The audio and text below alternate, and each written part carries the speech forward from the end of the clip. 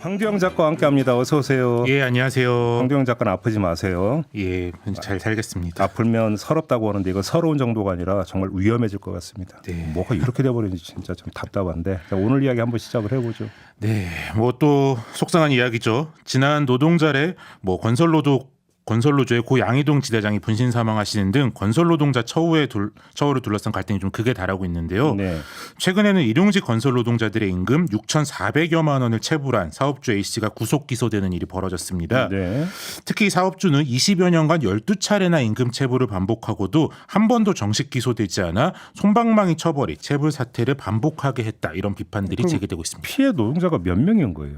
이 사건에서는 이제 피해 노동자가 6명인데요. 예. 총액이 6,400만 원이니까 인당 한 1,000만 원 넘게 못 받은 거죠. 어허. 저도 이제 돈 좀 예전에 떼어봤는데 임금을 이게 생계도 생계지만 진짜 나중에 막 자괴감까지 들고 막 포기도 안 되고 막 그런데요. 그렇죠. 예.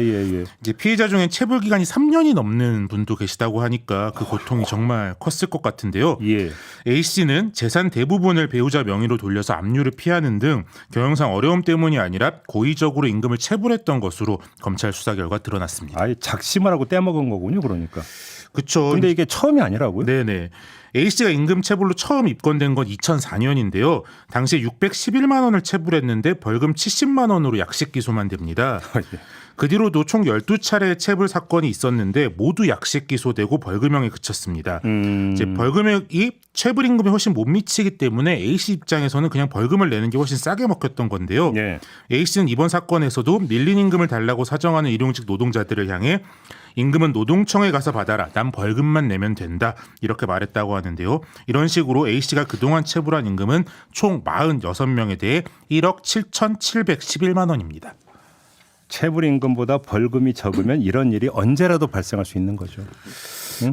그렇죠. 근데 2021년 고용노동부 통계를 보면요. 입건된 임금 체불자 수가 39,544명으로 거의 4만여 명이 되고 네. 1억 이상 체불자도 1,500명이 넘었는데요. 그런데 구속된 사람은 고작 6명. 전체의 0.015%에 불과했습니다. 네.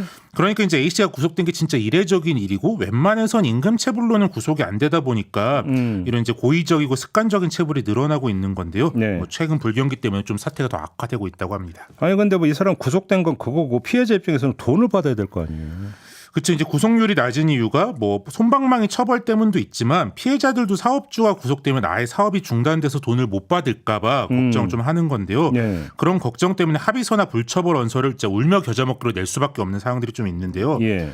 실제로 이번 사건에서도 피의자 신문 당일에 피의자들이 합의서를 재판부에 제출을 했는데 검사가 왜 합의서를 써줬냐 이렇게 묻자 A씨가 구속되면 돈을 못 준다고 압박해 합의서를 써주긴 했는데 참. 여전히 처벌은 원한다 이렇게 대답하기도 했고요. 예.